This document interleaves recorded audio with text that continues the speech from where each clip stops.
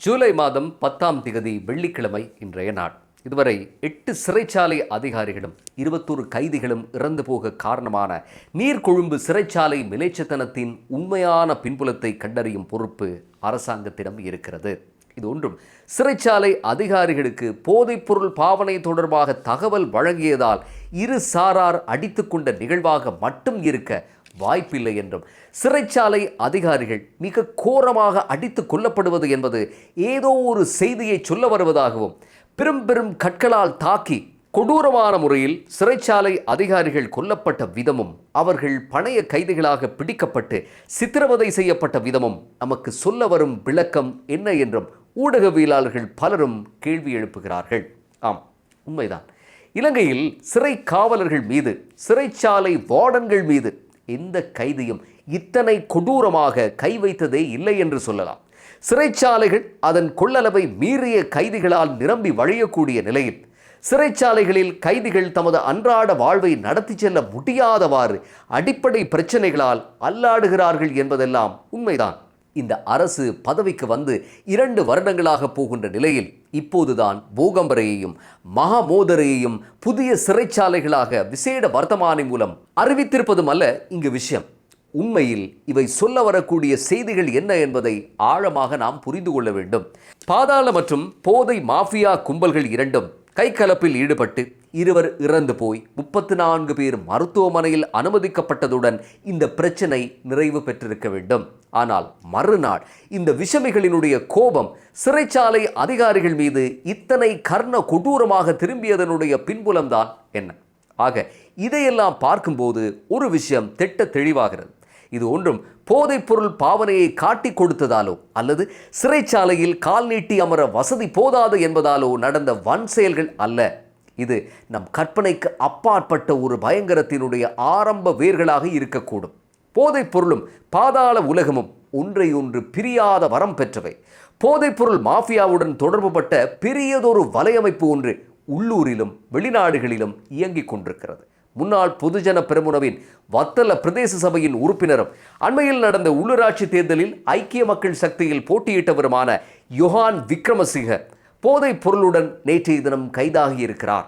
இதே போல ஐக்கிய மக்கள் சக்தியின் பாராளுமன்ற உறுப்பினரும் நட்சத்திர பேச்சாளருமான சரித் அபேசிங்க ஹரக்கட்டா என்ற பாதாள உலக மாஃபியா தலைவரிடம் லஞ்சம் பெற்ற குற்றச்சாட்டில் விளக்கமறியலில் இருக்கிறார். என்ன கொடுமை என்றால், இதே சரித் அபேசிங்கவுடன் இந்நாட்டின் முன்னாள் நீதி அமைச்சர் விஜயதாச ராஜபக்சவின் மகனான ரகித ராஜபக்சவும் கைதாகி விளக்கமறியலில் இருக்கிறார். அது மட்டுமா, ஹரக்கட்டாவினுடைய மனைவியுடன் நடந்ததாக கூறப்படும் இந்த கொடுக்கல் வாங்கல்களில் அன்றைய நீதி அமைச்சர் விஜயதாச ராஜபக்சவும் கலந்து கொண்டாரா என்ற கோணத்தில் விசாரணைகள் நடக்கின்றன. பாருங்கள் போதை மாஃபியாவின் மலத்தை. போதை மாஃபியாக்கள் நாடுகளினுடைய பொருளாதாரத்தை தீர்மானிக்கின்றன. போதை மாஃபியாக்கள் நாடுகளினுடைய நீதி கட்டமைப்புக்குள் ஊடுருவி இருக்கின்றன. அது மட்டுமா, போதை மாஃபியாக்கள் ஆட்சியாளர்களையும் தீர்மானிக்கின்றன. சில நாட்களுக்கு முன்பு நாம் ஜனாதிபதியின் உயிருக்கு அச்சுறுத்தல் ஏற்பட்டிருந்ததாகவும், பாதாள உலக நபர்கள் ஜனாதிபதி அனுரகுமார் திசாநாயக்க சம்பந்தமாக மடகஸ்கார் நாட்டில் ஒரு முடிவெடுக்க இருந்ததாகவும், ஆனால் பல பாதாள சந்தேக நபர்கள் கைதானதால் இந்த ஆபரேஷன் தடுத்து நிறுத்தப்பட்டதாகவும் ஊடகவியலாளர் கயான் கால்லகேவை மேற்கோள் காட்டி வெளியிட்டிருந்தோம் ஒரு தகவலை. துபாயை தளமாக கொண்டு இயங்கிக் கொண்டிருந்த பாதாள தலைவர்கள் சிலர் மடகஸ்கார் போய் அரங்கேற்றி இருந்த பயங்கரம்தான் அது. அதாவது போதைப்பொருள் மாஃபியாக்கள் தமக்கு பெரும் சவாலாக மாறியிருக்கும் இந்நாட்டின் இப்போதைய அரசியல் நிலைமையை சகிக்க முடியாத ஒரு நிலைமைக்கு சென்றிருக்கிறார்கள் என்பது இப்போது தெளிவாகிறது. ஆம், போதைப்பொருள் மாஃபியாக்கள் அப்படித்தான். கொலம்பியாவை உலுக்கிய பப்லோ எஸ்கோபரினுடைய கதையை நீங்கள் திரைப்படங்களிலோ அல்லது டிவி சீரீஸ்களிலோ பார்த்திருக்கக்கூடும். பப்லோவும் அப்படித்தான். தன் போதை வர்த்தகத்துக்காக செய்யாத கொலைகள் இல்லை, பண்ணாத அட்டூழியம் இல்லை.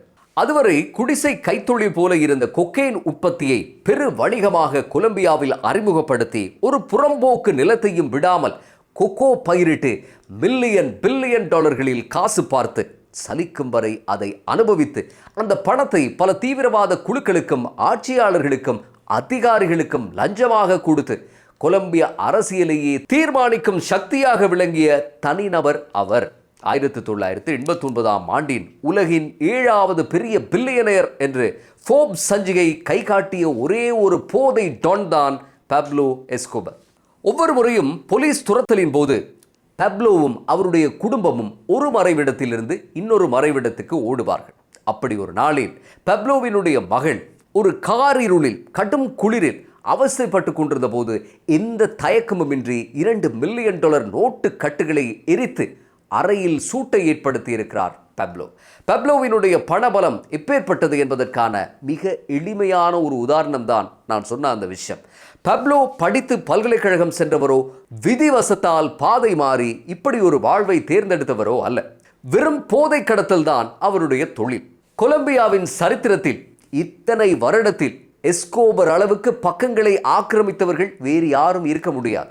1949இல் பிறந்த எஸ்கோபர் 1965ஆம் ஆண்டாகும் போது வழிப்பறி, கட்ட பஞ்சாயத்து, சைக்கிள் கடத்துதல் என்று முன்னேறியிருந்தார்.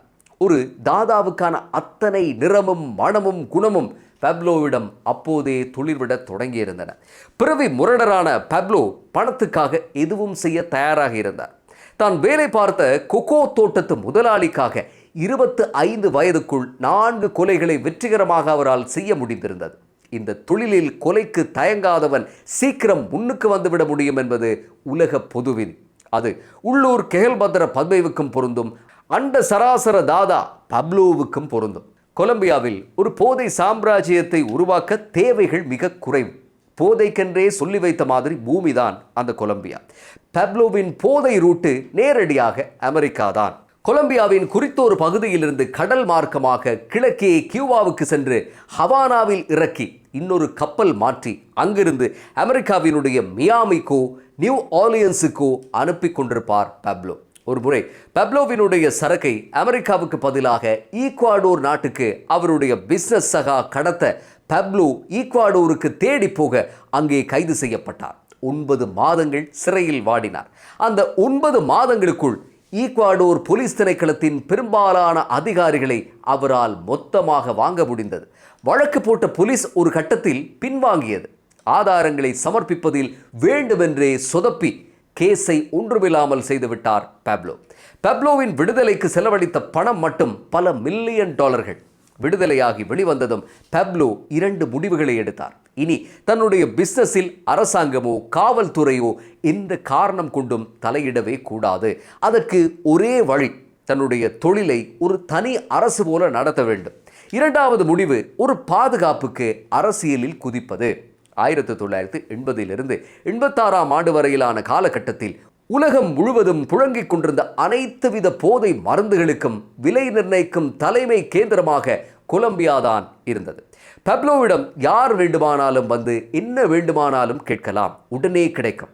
இப்படித்தான் தன்னுடைய இமேஜை ஊன்றியிருந்தார் பப்லோ. இதேவேளை அமெரிக்காவுக்கு கடத்தப்படும் கொக்கைனின் அளவு அதிகரிக்க ஆரம்பித்தது. டொன் கணக்கில் ஏற்றி பிசினஸ் செய்ய ஆரம்பித்தார் பப்லோ. அமெரிக்கா ஆடி போய்விட்டது. ஜனவரி மாதம் 1981 அமெரிக்காவில் ரொனால்ட் ரீகன் ஜனாதிபதியாக பதவிக்கு வந்த முதல் நாளே அவரிடம் உளவுத்துறை இந்த விஷயத்தை எத்தி வைத்தது. கொலம்பிய அரசாங்கத்தால் பப்லோவை சீண்டவே முடியாது என்றும், கொலம்பிய காவல்துறையிலும் நீதி அமைச்சிலும் சுங்க திணைக்களங்களிலும் பலர் பப்லோவிடம் விலை போயிருக்கிறார்கள் என்றும் புரிந்து கொண்டார் ரீகன். அமெரிக்கா கொலம்பிய அரசாங்கத்துக்கு நெருக்கடி கொடுக்க ஆரம்பிக்க பப்லோ எஸ்கோபர் தன்னுடைய இரத்த வேட்டையை அரங்கேற்ற தொடங்கினார். போதைப் பொருள் பாவனைக்கு எதிராக வாய் திறந்த சமூக ஆர்வலர்கள் முதல் நீதிபதிகள் வரை பலர் பப்லோவால் நிரந்தரமாக அடக்கப்பட்டார்கள். இத்தனைக்கும் பப்லோ அப்போது பாராளுமன்ற உறுப்பினராக இருந்தார். பப்லோவுடன் துணிவு கொண்டு மோதினார் அந்நாளைய கொலம்பியாவினுடைய நீதி அமைச்சர் ரோட்ரிகோ. ஆனால் அவர் நடு வீதியில் சடலமானார். பப்லோ தன்னுடைய ஆட்களுக்கு, ஆம், நாம் கடத்தல் செய்கிறோம், போதை கடத்தல் தான், இனி மறைக்காதீர்கள், மாறாக பிரச்சனை தரக்கூடிய அதிகாரிகள், அமைச்சர்கள், காவலர்கள், நீதிபதிகள் யாராக இருந்தாலும் பணத்தை கொடுத்து விடுங்கள். உலகத்தில் ஒவ்வொருவருக்கும் ஒரு விலை உண்டு. ஏழை எளிய மக்களை எப்போதும் நினைவில் வைத்திருங்கள். அவர்களுக்கு முடிந்த போதெல்லாம் உதவி செய்து கொண்டே இருங்கள். அவர்கள் கேட்காமலேயே செய்வதன் மூலம் நீங்கள் எதிர்பாராத பல உதவிகளை அவர்களிடமிருந்து பெற முடியும் என்று அறிவுரை வழங்குவாராம். பணத்துக்கு மசியாதவர்களை என்ன செய்வது என்று பப்லோவிடம் கேள்வி கேட்டார்கள் அவருடைய அட்டிப்பொடிகள். தீர்த்து விடுங்கள் என்பாராம் பப்லோ. 1981 83ஆம் ஆண்டு காலகட்டத்தில் கொலம்பியாவில் பப்லோ பணம் கொடுத்து விலைக்கு வாங்கிய அரசு அதிகாரிகள், அமைச்சர்கள், எம்பிக்கள், நீதிபதிகளினுடைய எண்ணிக்கை பல நூறுகளில் இருக்கும். அத்தனை பேருக்கும் பப்லோவினுடைய அலுவலகத்திலிருந்து தனியொரு மாத சம்பளம் போகும். பணமாக வேண்டாம் என்றால் பொருளாக போகும். இந்த உலகத்தில் என்னால் முடியாத காரியம் என்று எதுவும் இருப்பதாக தெரியவில்லை என்பது எஸ்கோபரின் புகழ்பெற்ற தன்னிலை விளக்க வரி. தான் சம்பந்தப்பட்ட வழக்குகளினுடைய ஆவணங்களை எல்லாம் அழிக்க முடிவு செய்தார் பப்லோ. கொலம்பியாவின் உச்ச நீதிமன்ற கட்டடத்தை M19 எனப்படும் கூலிப்படையை ஏவி கைப்பற்றி ஃபைல்களை தீக்கிரையாக்க உத்தரவிட்டார். ஆனால் அன்று நடந்தது விபரீதம். உச்ச நீதிமன்ற தலைமை நீதிபதி உட்பட 11 நீதிபதிகள் இறந்து போனார்கள். அவர்களோடு சேர்ந்து 90க்கும் மேற்பட்ட நீதிமன்ற ஊழியர்கள் கொல்லப்பட்டார்கள். கொலம்பியா துக்க தினம் அனுஷ்டித்தது. ஜனாதிபதி உரையாற்றினார். ஆனால் பப்லோவை மீறி ஒரு புல் பூண்டை கூட பிடுங்க முடியாமல் போனது. கொலம்பிய அரசுக்கு எதிராக போர் பிரகடனம் செய்கிறேன் என்று அறிவித்தார் பப்லோ. 1989ஆம் ஆண்டு நவம்பர் மாதம் தலைநகர் பொகோட்டோவில் இருந்து கிளம்பிய போயிங் 727 விமானம் 107 பயணிகளோடு குண்டு வைத்து தகர்க்கப்பட்டது. டிசம்பர் 6ஆம் தேதி டாஸ் எனப்படும் கொலம்பிய புலனாய்வு தலைமையகம் வெடிவைத்து கொளுத்தப்பட்டது. இதற்கு மேலும் பொறுக்க முடியாத அமெரிக்கா களத்தில் இறங்கியது. பப்லோ பதிலுக்கு ஜனாதிபதிக்கு தூது அனுப்பினார். அமெரிக்க ஒப்பந்தத்தை ரத்து செய்து விடுங்கள், கொலம்பியாவின் ஒட்டுமொத்த வெளிநாட்டு கடனையும் ஒரு சிங்கிள் பேமெண்டில் நான் அடைக்கிறேன் என்றார் பப்லோ. குலுங்கி போனது கொலம்பிய நிர்வாகம். CIA விடவில்லை. பப்லோவை ஒரு வழி பண்ணியே தீர்வது என்று முறைத்து கொண்டு நின்றது. கொலம்பிய அமெரிக்க கூட்டு இராணுவத்தின் அதிரடி ஆபரேஷனில் பப்லோவின் சாம்ராஜ்யம் சிதறி போனது என்பது ஒரு பெரும் கதை. சுற்றி வளைப்பின் போது தப்பியோட முனைந்த பப்லோவின் இதயத்தை துப்பாக்கி சண்டங்கள் துளைத்தெடுத்தன. $30 பில்லியன் சொத்து மதிப்பு கொண்ட உலகத்தின் 7வது பெரிய கோடீஸ்வரன் ஒரு கூரையின் மேல் தன்னுடைய 44வது வயதில் 1993ஆம் ஆண்டு டிசம்பர் மாதம் 2ஆம் தேதி இறந்து போனார். பப்லோவின் மெகா போதைப்பொருள் வலையமைப்பு போல இல்லாவிட்டாலும் எம் நாட்டிலும் ஒரு பெரும் நெட்வொர்க் இயங்கிக் கொண்டிருந்தது. இன்று அவை பெருமளவில் கட்டுப்பட்டிருக்கின்ற போதிலும் எல்லாமே முற்றாக நின்று போகவில்லை. துபாயை தலைமையகமாக கொண்டிருக்கும் குட்டி குட்டி எஸ்கோபர்கள் தங்களுடைய கனவுகளை அடைந்து கொள்ள துடித்துக் கொண்டிருக்கிறார்கள். நமது ஜனாதிபதி அடிக்கடி நாம் பாதாள அரசின் கோட்டை கதவை திறந்திருக்கிறோம் என்பார். அதாவது 2024ஆம் ஆண்டுக்கு முன்னர் நாம் எஸ்கோபரின் அவதாரங்களால் ஆளப்பட்டோம். இப்போது எஸ்கோபர்களின் சீட பிள்ளைகளை தைரியமாக ஒதுக்கி ஓரம் கட்டும் பணியில் இருக்கிறோம். நாம் கொஞ்சம் அசந்து தூங்கி இருந்தால் நம் விதியும் கொலம்பியா போலத்தான் முடிந்து போயிருக்கும். இன்று அரசு சமரசமற்ற யுத்தம் ஒன்றை பாதாள மற்றும் போதை வலையமைப்புக்கு எதிராக தொடுத்திருக்கிறது. இது பாதாள உலகத்துக்கு டூ ஓ டை என்ற நிலை. சில அரசியல்வாதிகளுக்கும் அப்படித்தான். ஈஸ்டர் உட்பட இந்த தேசத்தை உலுக்கிய கொடூரங்களினுடைய மறைகரங்களுக்கும் அப்படித்தான் டூ ஓ டை. இந்த போராட்டத்தில் வெல்வதென்று சொன்னால் வலுவான ஒரு அரசியல் தலைமை தேவை. மிகுந்த எச்சரிக்கையுடனும் மிகுந்த கவனத்துடனும் ஒவ்வொரு அடியையும் எடுத்து வைக்க வேண்டிய நிலையில் ஜனாதிபதி இருக்கிறார். ஆகவே தனது பாதுகாப்பு தொடர்பில் மேலும் கவனம் செலுத்துமாறு ஜனாதிபதியிடம் தயவாக வேண்டியிருக்கிறார்கள் மக்கள். மீண்டும் அடுத்த பதிவில் சந்திப்போம். நன்றி.